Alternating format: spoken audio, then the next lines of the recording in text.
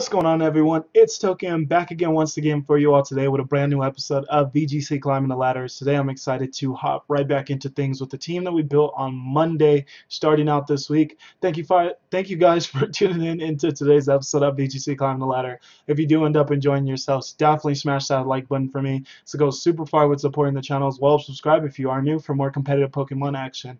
Today though, guys, we kicked off our Rate That Battle series and the last episode of VGC Climbing the Ladder, and I decided that it seemed like it was decently well received. I at least got one comment on it, so that's better than usual. So I decided that I would keep it going. But what I wanted to do was, instead of like having it on top of our layout and all of our GFX, couldn't say that, all of our graphics that we do have for our VGC Climbing the Ladder series, that I just get a little bit more personal and up and close with you guys, and that we can maybe do just like the face cam only while I do these the Rate That Pokemon, and then we'll hop back into the usual layout and design of how we do VGC Climbing the Ladder. But for Rate That Pokemon, I thought it'd be good to separate them in some way, and this allows us to separate them, and it allows it to be more about the Pokemon instead of like the whole GFX and everything that you're looking at during that. Don't judge my room, as it's nothing fancy in the slightest, so try not to judge. But anyways, guys, today the Pokemon we are going to do for Rate That Pokemon is going to be none other than the deadly dragon type Garchomp. So Garchomp is a Pokemon that has been able to stay relevant for the entirety of the VGC 2017 season. Can't say that for most dragons in the format, but Garchomp is the exception, mainly due to the fact that it does have a very solid typing for this meta, as ground's almost always a good typing to have, but definitely for this year's meta. So let's just hop into some bullet points of what makes Garchomp good. Let's hop into the plus side of things, and then afterwards we'll do the downside, and then after that I will give Garchomp an overall rank by grade of how good I think that it pretty much is. And obviously, trying to give a grade to a Pokemon, it's going to be more of how good it is currently rather than how good it was at points. And Garchomp in particular, that is something to take note with, considering that I do think it was better previously than it is currently now. So that factors into everything. But let's hop right into it. So first thing on the plus sides, we have that Garchomp has a solid speed stat. For a dragon type Pokemon, a lot of other dragon types have that slow speed stat, so Garchomp having that solid speed stat, being able above the base 100s with that 101 speed stat, that's a huge deal for Garchomp, considering that there's some base 100s that Garchomp wants to be able to outspeed, and then it's just good to have such a fast hitting dragon type, man, with that ground typing that allows you to just hit a bunch of different things, and it just gets you. It's not exactly where you'd want Garchomp to be, but it gets you further enough to where you're outspeeding a lot of things. You outspeed Tapu Lele, that's huge for Garchomp, especially if it's ground DMZ. You are able to outspeed a good amount of things, and then it makes Choice Scarf really just outspeed the entire meta. So the speed stat is solid on Garchomp, and it's a huge reason why Garchomp is able to be relevant, due to that speed stat allowing it to be a pretty fast, hard hitter. Next is going to be the coverage that Garchomp gets. I do think this is something that's a little undervalued on Garchomp, but it does get a plethora of good moves in the VGC 17 metagame.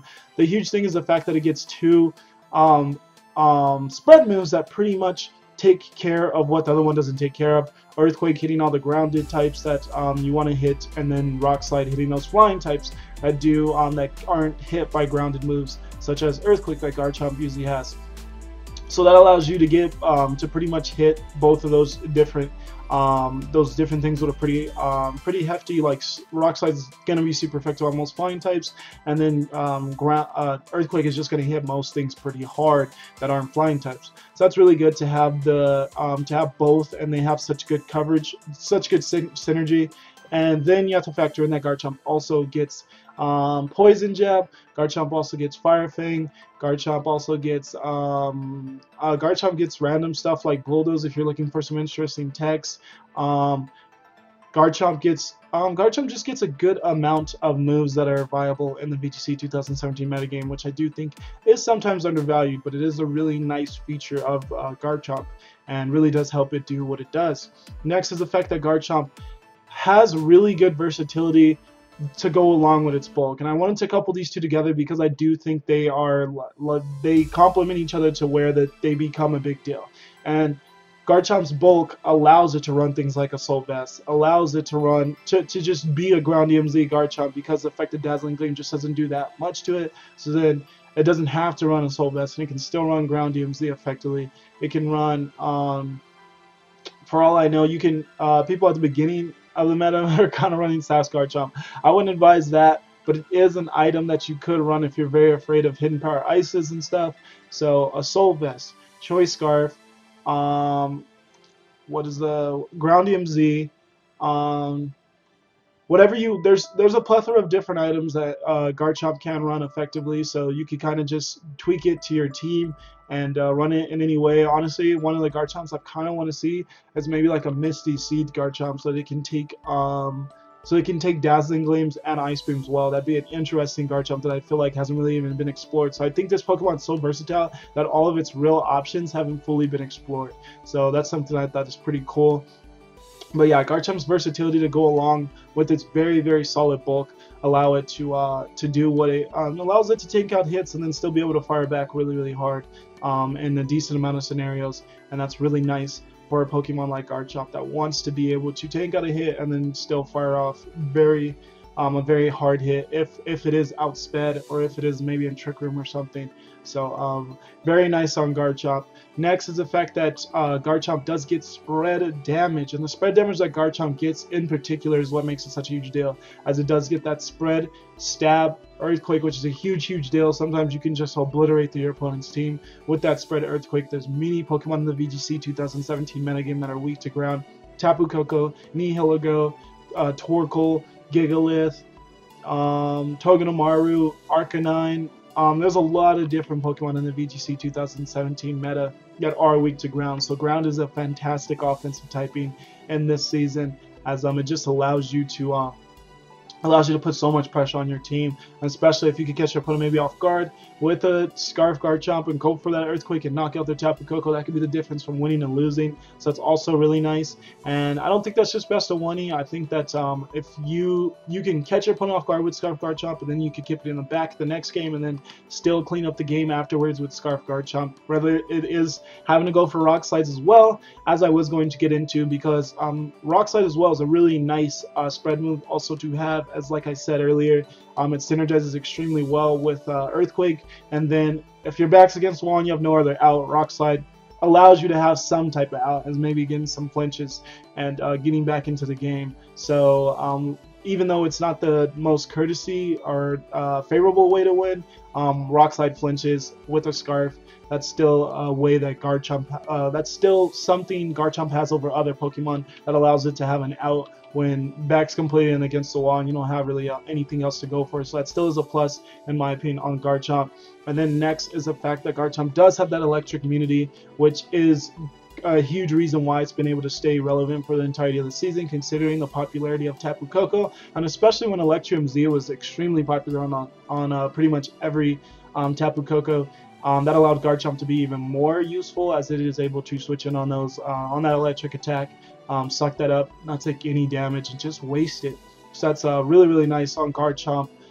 It allows it to, and it forces your opponent to have to go for Dazzling Gleam in scenarios where they would much rather go for an electric type attack.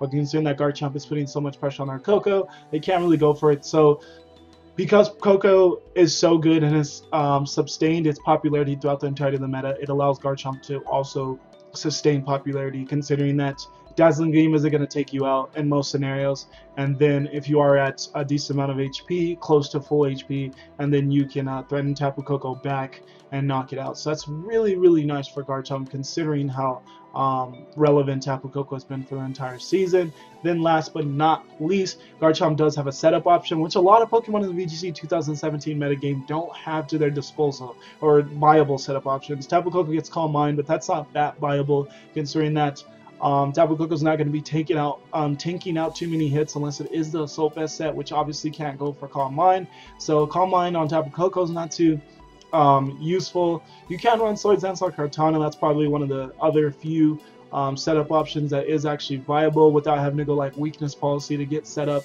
And then Calm Mind Lele's and Calm Mind Tapu Fini, those are two things we have seen, but those things are relatively slow, so while they are getting Calm Mind boosted up, they can still just get outsped and knocked out.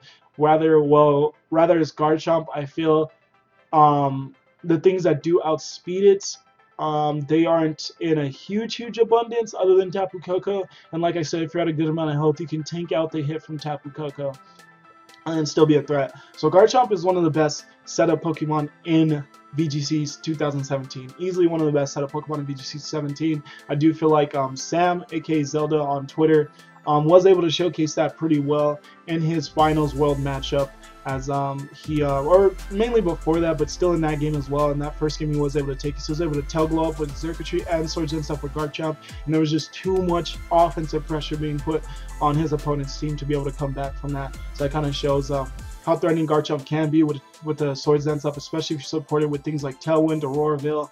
You can get some really good results out of Garchomp if you can support it well, and it is a setup Garchomp. So I think that's also really nice, is there's not a lot of setup in this meta. So I think that's honestly a pretty cool option. Most people for setup do default to things like Snorlax to get some actual setup going, but Garchomp does have that to its disposal, and it can even counteract maybe Snorlax going for Belly Drum.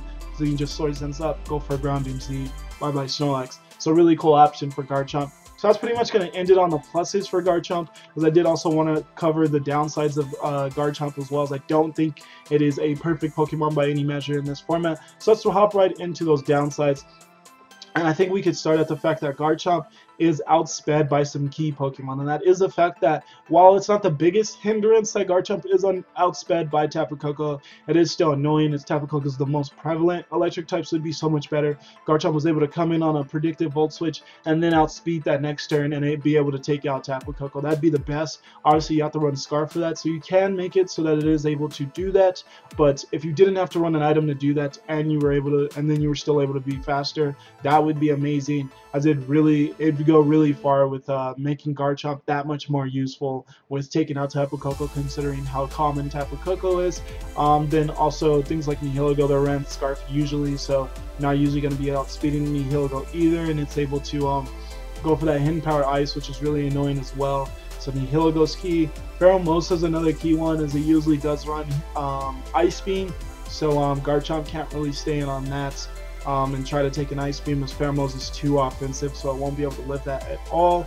That's just really annoying. So, and then other than that, Alolan Ninetales is another key one, as Garchomp definitely cannot take a Blizzard in Hell. So that's another Pokemon that Garchomp can definitely have a little bit of issues trying to get around, considering that it's faster and does get that OHKO almost always on Garchomp. So definitely some key Pokemon that do outspeed Garchomp, which is annoying for it and does make you have to play around your opponent's Pokemon a little bit differently, considering that Garchomp's fast, but it's not overwhelmingly fast. It does get outsped by some key Pokemon. Next is the fact that Garchomp does have that times for Ice weakness that does hold it back a decent amount, in my opinion, considering it's dropped off a little bit as of late, but Porygon 2 is still an extremely good and very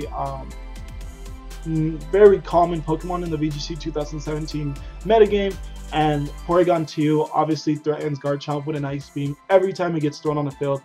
People will take Thunderbolt off Porygon 2 sometimes for Toxic, but Ice Beam's almost always on Porygon 2, and that makes it so that Garchomp, unless it's a Soul Vest, it almost always has to switch out, considering that unless you already got like a boost up or something, you're not going to be taking out Porygon 2, and Porygon 2 threatens that Ice Beam extra heavily on Garchomp, and that really sucks, as it forces you to really have to just always keep Porygon 2 in mind with Garchomp, and it's so bulky that it really makes it difficult for Garchomp to do its thing sometimes when Porygon 2 is around. So I think the 4 times weakness actually comes into effect the most with Porygon 2, as it's just so bulky, and even doubling into Porygon 2 sometimes isn't enough, and then it still is able to go for that Ice Beam on Garchomp, which can be extremely annoying. And other than that, obviously against Ninetales, against Nihilego for going for Hidden Power Ice, against Pheromosa, the Ice Beams just being able to chunk Garchomp does really suck. Other than that, Gastrodon's another really bulky Pokemon that isn't extremely common, but it's definitely a viable Pokemon, and it also threatens the Ice Beam, something else Garchomp has to watch out for. And then Buzzhole with Ice Punch gets off heaps of damage on Garchomp with its Ice Punch, considering that Garchomp is ×4 to it, so that even makes Buzzhole more viable than it would be otherwise because of Garchomp's weakness to to ice. So there's a good few Pokemon that can just throw some ice coverage onto them, and then they just become threats to Garchomp. And it is unfortunate, but it's a give take thing with the ground typing offering so much, but also making you 4 times weak to ice. So it's definitely a hindrance on Garchomp, especially against Porygon 2. That's just the main one that I feel like Garchomp would benefit so heavily if it wasn't so threatened by that Pokemon. Next is effect that is I feel like is flying types, but one in particular is Salamence. So I just want to say that first. It's just Salamence becoming so much more good as people figured out a new way of using it, mainly with that Assault Vest Bulldoze with Metagross. That just makes Salamence's presence is just so annoying for Garchomp, as especially now most people don't run Dragon Claw on Garchomp, considering that other than Salamence, what are you really going for Dragon Claw on? So it just seems like a wasted move in most scenarios. And because of that, it allows Salamence to just be such a good answer to Garchomp, coming in, getting an Intimidate off, not only getting an Intimidate off, also being immune to Earthquake, and then also having some Stab Dragon type attacks on its moveset, while Garchomp usually does not. So that makes it just such a solid option to Garchomp, and really is a nuisance for Garchomp to be able to deal with. And then getting off of Salamence and just going into flying types in general. That's where things like, obviously Salamence itself, but then also things like Gyarados are really annoying, because Salamence and Gyarados are not only immune to Earthquake, but then they have Intimidate, which makes an already not that powerful move in Rock Slide even less powerful as an Intimidate. So it really nullifies the effectiveness of Rock Slide hitting flying types. So when flying types have Intimidate, they definitely become annoying for Garchomp. And then another flying type like Celesteela, it's just so bulky, it's not going to take much damage from Rock Slide. And if you are maybe like a Ground DMZ or certain different types of Garchomps, you might not have Fire Fang on your moveset, and then you can't really hit Celesteela for that much damage. You got to bank on Rock Slide flinches, which is something you don't want to have to do, so that's just annoying. So Celesteela can also give Garchomp a pretty rough time in some scenarios. So definitely while Rock Slide is supposed to be there for flying types, it can also, most flying types are actually annoying for Garchomp to deal with in this format. So it is an unfortunate circumstance for Garchomp that it just has to kind of try to get over. But definitely isn't the easiest thing for Garchomp to do. So flying types honestly are annoying for Garchomp. And that's pretty much going to be it on the downfall side.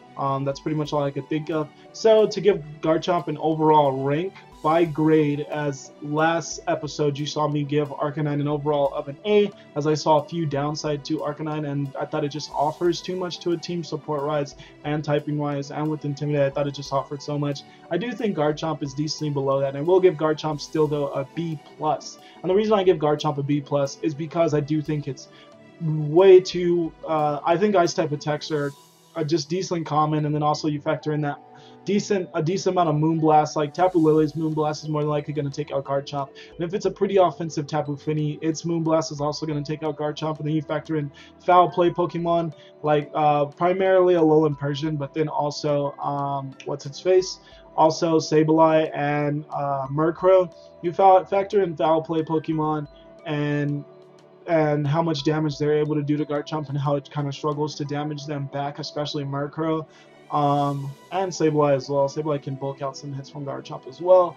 That also hinders Garchomp as well. But overall, I do still think Garchomp is a very solid Pokemon in the VGC 2017 metagame, and I do think if on a very well-supported team, it can still be a huge threat and put a huge dent on your opponent's team in each and every game. So definitely not a Pokemon to be overlooked, but just something that slowly is becoming less as good because of Salamence. And just because there's just so many different things that threaten Garchomp. But having one of the most reliable Z moves is one thing that helps keep Garchomp relevant. Having that setup, and then also just having that typing that nothing else primarily having ground in there. Those things are just too huge to not keep Garchomp at least in that B area. So I am going to give Garchomp a B+. Hope you guys enjoyed this episode, or this take on Garchomp for our Rate That Pokemon series. Let me know what you guys would like to see be rated next. But for now, let's just hop right into some VGC 17. So we are back on the Battlespot ladder. Let's just get our team all clicked in, and then let's... Had to fix my face cam first. Alright, and then let's get right into more of the fun. So You're currently going to be 1571. Hopefully we can win some games to get ourselves into the 1600s. I really haven't had time to ladder off screen, but hopefully we can get some quality games, and then just hopefully we can win those games to get to the 1700s. I mean 1600s, as we do get Michael spelled really funky with a 1560 rating. Yeah, I said that correctly. From Connecticut of the United States, Michael is going to have a team of Alolan Marowak, Nihilego, Celesteela, Tapu Bulu, Alolan Persian, and Whimsicott. So this is an interesting team, mainly to me because of the I think the Persian and the Whimsicott. Those are two interesting, usually support Pokemon to see on the team, so that's very interesting. Whimsicott not being supported by like Tapu Koko and Tapu Fini shows me that's likely not the nature power Z-move. Whimsicott, so that's something to keep in mind. The electric support for primarily just for Celesteela is definitely really interesting, as usually you see at least two electric weak Pokemon on the team that does have a lightning rod user, so that's interesting. But I guess my opponent didn't want to have to rely too heavily on using Marowak effectively. So still looking at my opponent's team, I do still think Garchomp's a pretty good lead. Garchomp sounds like a pretty good lead to me because of the fact that it threatens everything that isn't Persian pretty much. And Celesteela, and I like that a lot. And I can get around the Celesteela's Marowak with a discharge, so I like that as well. I might go P2 and just a rack one in the back. But I do think Arcanine actually offers a lot in this one. So yeah, I don't think I can't bring Arcanine in this one. And then I like P2 just for the Tapu Bulu. P2 is one of my favorite Pokemon to... I don't think it counters or really checks Tapu Bulu, but I think it just deals with it well. I wouldn't go as far to say check or counters, but I do think P2 deals with Tapu Bulu well. Considering it tanks out hits relatively well, doesn't really want to take a Wood Hammer, especially after a bulk up, but it definitely isn't the worst at okay, that's actually a really interesting lead on my opponent's end. Huh, so this is a very interesting lead. But yeah, I think P2 deals with Tapu Bulu decent well, mainly just because it tanks out hits decent well and it has Ice Beam. And Tapu Bulu doesn't like being hit with super effective moves on that special side. Here's a really interesting turn because I obviously want to go for Earthquake with Garchomp and then Dazzling Gleam with Koko. But obviously I don't want to Earthquake into my own Tapu Koko. So that makes things a little tricky. Especially considering that my Garchomp outspeeds Tapu Koko, so I don't want to take that damage right off the bat. And then Tapu Koko can also just Persian can also just go for a fake out. And a huge thing is, what is Persian gonna fake out here? And I do think, this is very tricky. It's very, very tricky. I do think my opponent just fakes out. Garchomp and goes for the Sludge Bomb on Tapu Koko. We are Soul Vest Tapu Koko, so we will be able to definitely live that. So I think what I'm going to do here is switch in Arcanine, just to switch it up. I didn't really feel like... Alright, we see Nihilego switch out. I really didn't feel like going into Porygon 2 was like absolutely necessary. So it's not going to be a Scarf Nihilego, so that's something to keep in mind.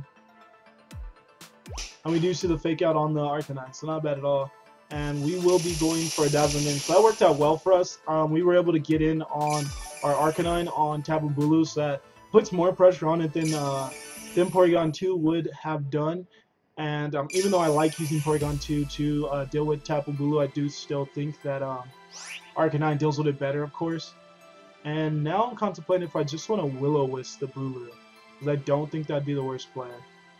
I really don't. Bulu might just protect though, and if it protects, I want to go for a Snarl in case Nihilego comes back in.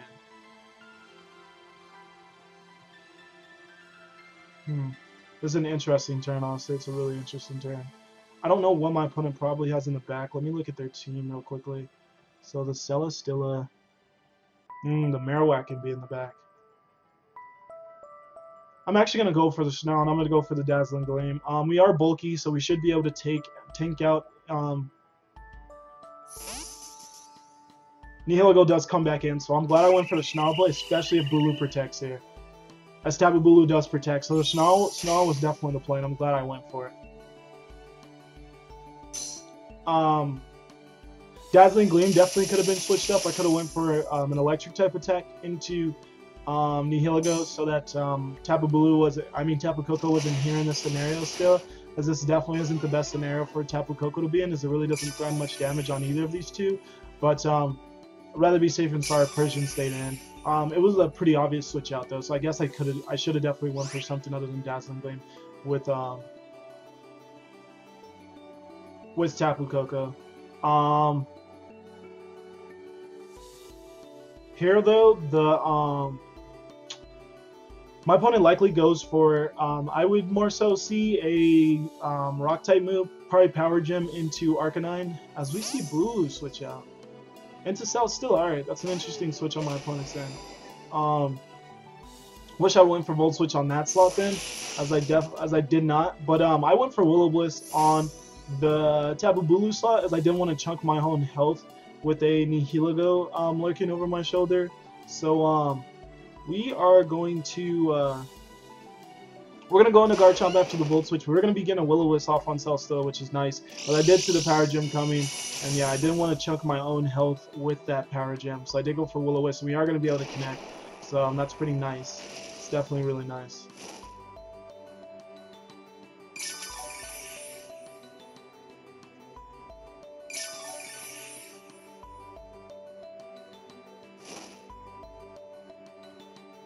So not bad at all. So what do we want to do here? I can go for Morning Sun, which I might do. Just might do.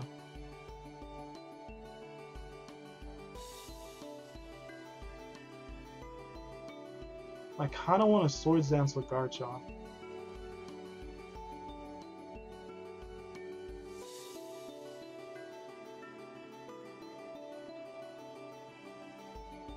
Yeah, here's what I'm actually going to do. I'm going to Snarl again in case this is Hidden Power Nihilego. My opponent is going to switch out into the Persian. So, alright, that is why I wanted to kind of scout with what exactly my opponent wanted to do with my Garchomp by just going for a Protect. And then we'll just go for Snarl. So unfortunately, I didn't Ground DMZ into that slot, as I did contemplate it, but I do kind of want to save the Ground DMZ for my opponent's Nihilego, as I don't really want to Earthquake into anything other than Porygon 2, but Porygon 2 is actually not the most useful Pokemon in this matchup. It's definitely nice to have for the, I guess, for the Persian and Bulu, so it's definitely not useless, but it's not a huge deal, so there's not too many scenarios where I'm going to be actually getting in Porygon 2 in here. Here, though, it's an interesting turn.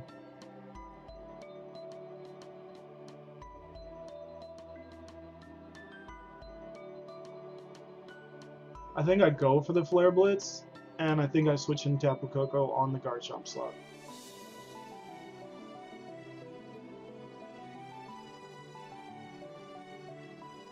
I should probably actually go for the Flare Blitz on Persian, but I just think I just want to take it out with a Dazzling Gleam and not have to take it out with any other move. But considering just the pressure that Nihilego and Bulu put on my Koko, that might not have been the plan. I might just need to get Persian out of here so that it stops putting so much pressure on my physical attackers.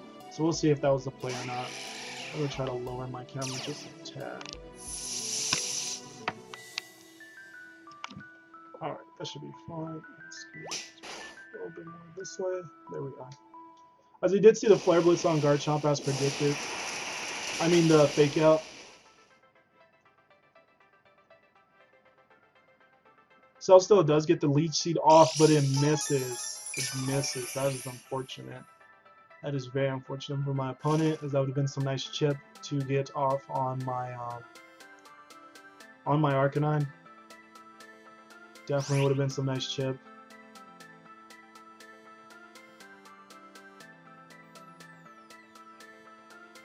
Oh, this isn't Volt Switch. I was thinking this was Volt Switch for a second. Not a Volt Switch.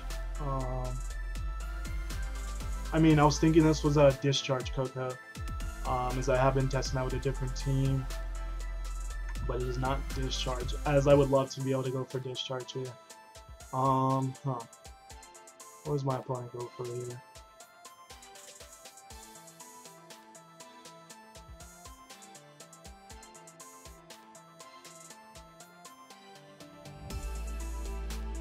I don't envision Persian staying in, as Persian does withdraw. So I'm glad I went into Garchomp. Somewhat glad. Somewhat glad. At least we'll be able to get the Intimidate back off on the Bulu later. And we'll see if my opponent protected itself still or not. As they did not, so not bad.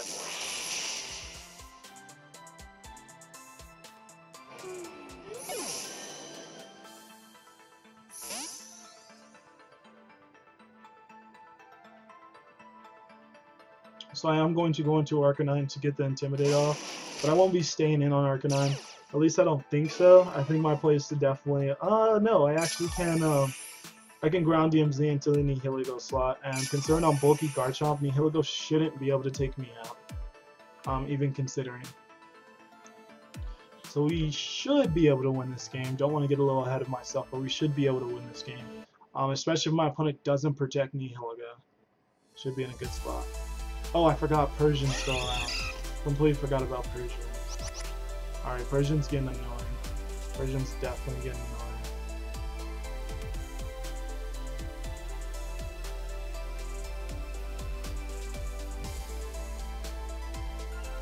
I'm gonna Morning Sun. Or should I just go for just to keep try Will-O-Wisp Brewer, just in case my yeah, I actually don't think Arcanine being at a higher health than this is that big of a deal. So I'm gonna go for the ground DMZ on Persian. I just want it gone, and I obviously can't go for it. That actually might not take it out, and I actually might put it at its barrier considering the grassy terrain. So that might have been a misplay on mine. We'll see what Persian went for. As it did go for the fake out on Arcanine, which I did envision. So I'm hoping this takes out. If this doesn't take out, then it was definitely a misplay, because then it's gonna put Persian exactly at its barrier health. So this might have been a misplay. Hopefully this takes Persian out. Really needed to.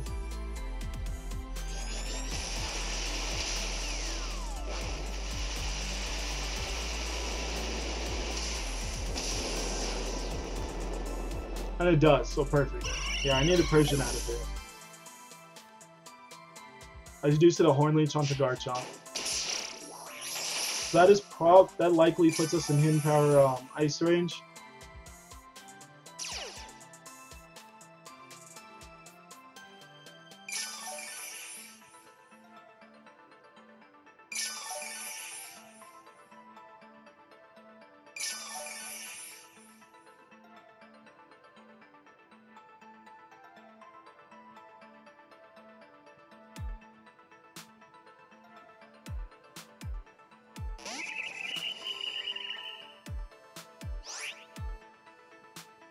I think protecting Garchomp is definitely the play, and I think I'm going to finally switch in P2.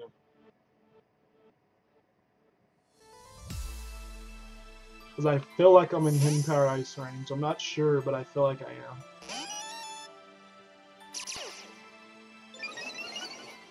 Do get an attack raise, so not too useful there. We will protect, because I do feel like I'm in Hidden Power Ice range. As we see Nihilego protect, interesting. My opponent goes for the bulk up, so good play on my opponent's end. Good play, good play.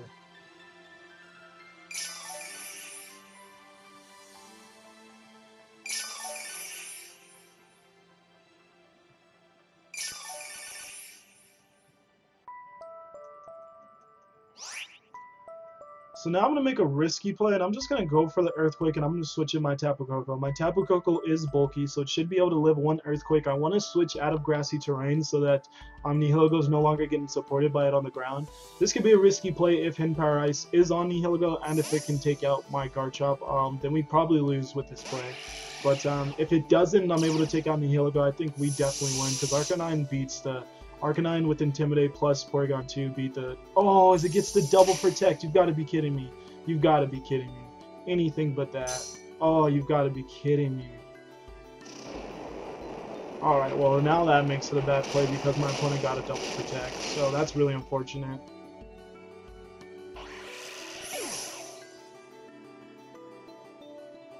My opponent just goes for a second bulk up though, so that makes it not as bad.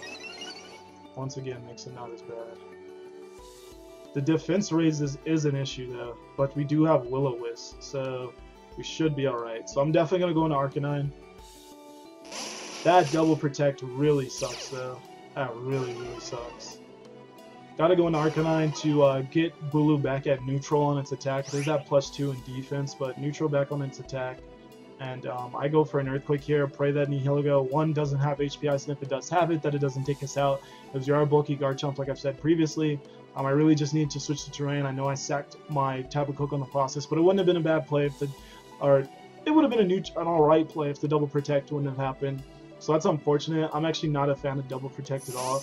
I don't think it's like skill based at all, and I don't think it's like your opponent going for like a risky play. It's literally just a cop out for when your back's against the wall. So I'm not a fan. This is actually a slow Nihilego that looks like it might be, or maybe it's going for Trick Room. I don't particularly know, but it might just be a slow Nihilego. Either way, I'll take it. We're able to get rid of Nihilego, and we should be able to still win this game, mainly due to Will-O-Wisp.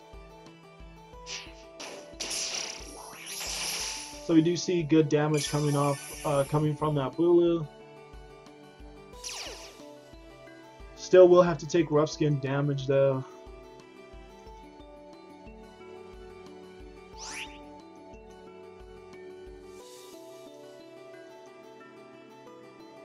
Okay, I'm going to Trick Room because I would appreciate Porygon 2 being the fastest thing on the field. I don't mind if Bulu's faster than my Arcanine. I just want Porygon 2 to be the fastest thing on the field because Bulu has the boost in defense, not special defense. So our little Ice Beamer should be, I want it to be the fastest thing.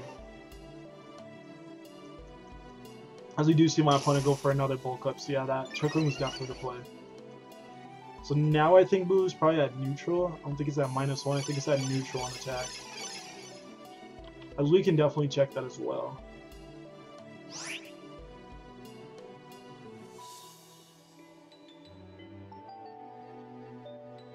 Yeah, it is at neutral. It's +3 in defense, which is really nice for my opponent, but I can just Will-O-Wisp, and I can Ice Beam. Toxic actually might be better, but I'll just go with Ice Beam and see if the damage output's enough. Either way, I can go for Toxic eventually. We still have our Berry on Arcanine. We'll see if we can get to it. Should be able to. Seeing that Bulu's at neutral. Bulu's gonna protect, okay. I guess I could have Morning Sun there, but didn't see it as a necessary play. Interesting for my opponent to have went for a Toxic.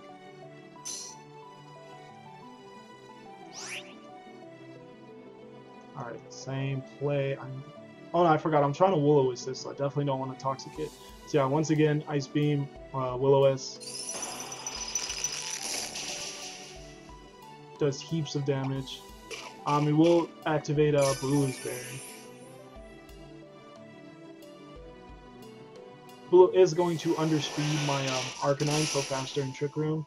Gets good damage off on P2, but also has to lower its defense in the process and lower its attack, so not the best thing at all.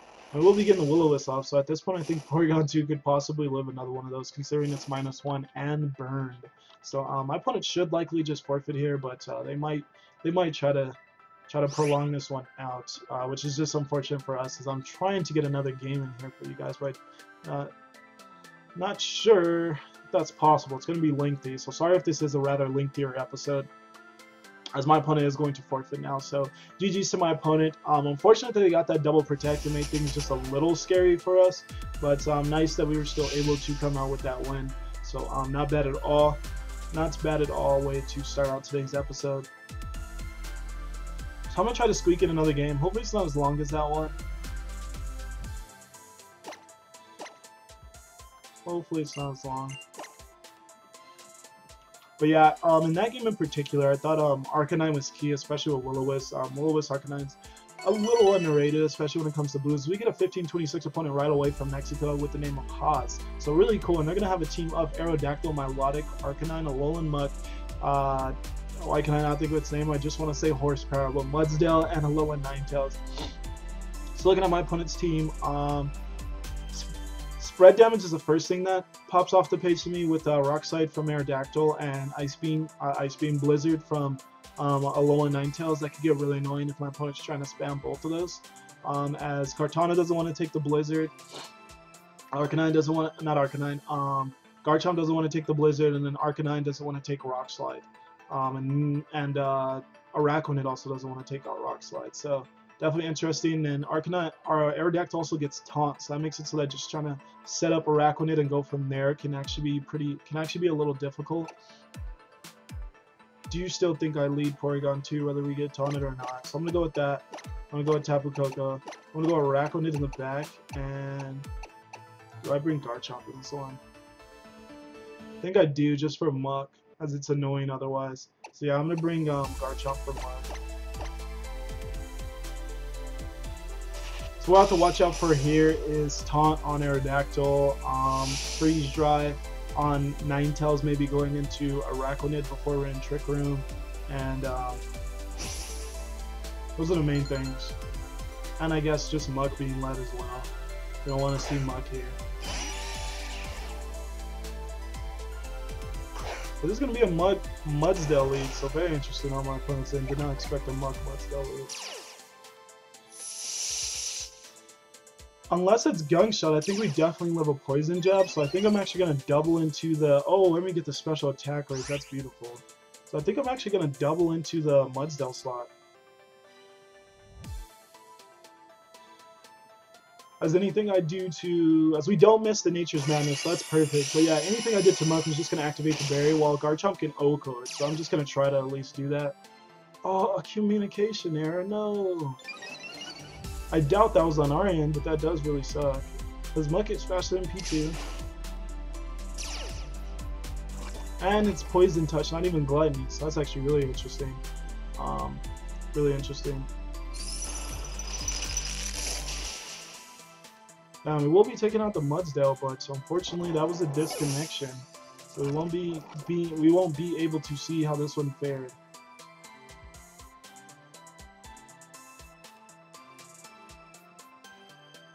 Doubt that was on my end. Maybe it was. This is taking a while. Yeah, my screen just went completely black, and that happens because I take out the in-game music on my game, so that because my capture card doesn't like the in-game music that much, it kind of messes it up a little bit to where it sounds really choppy. So I take that out. So anytime I get knocked off the Battlespot ladder, my screen just goes blank because I don't have the in-game music. And this is the effect it has if you just get knocked, if you leave the Battlespot ladder, or if you just get knocked off of it due to an internet disconnection. So that's unfortunate. This is actually the first time I've disconnected at my own house without it being due to a power surge or something. So that's really interesting. I do think this is a good time to stop the episode then. Unfortunate that it ended up on just a black screen. However, though, thank you guys for tuning in. I hope you did enjoy that one battle. I'm sorry it was just one, but I don't want to keep you guys here too long. And obviously we had a disconnection, and now we'll get into a whole nother game and maybe having to wait and everything. Just seems a little too lengthy, so unfortunate it happened, but we'll just keep trugging along in our next episode. So hope you guys liked today's Rate That Mon. Let me know what you thought about it. Let me know what you thought of today's game. Anything we could have maybe improved and done better. Appreciate the support. No matter what, though, guys, don't feel obligated to do anything. Just appreciate you guys watching the video. Smash the like button if you did enjoy, though, and definitely subscribe if you are new. I'm going to get the heck out of here. For now, friends, peace.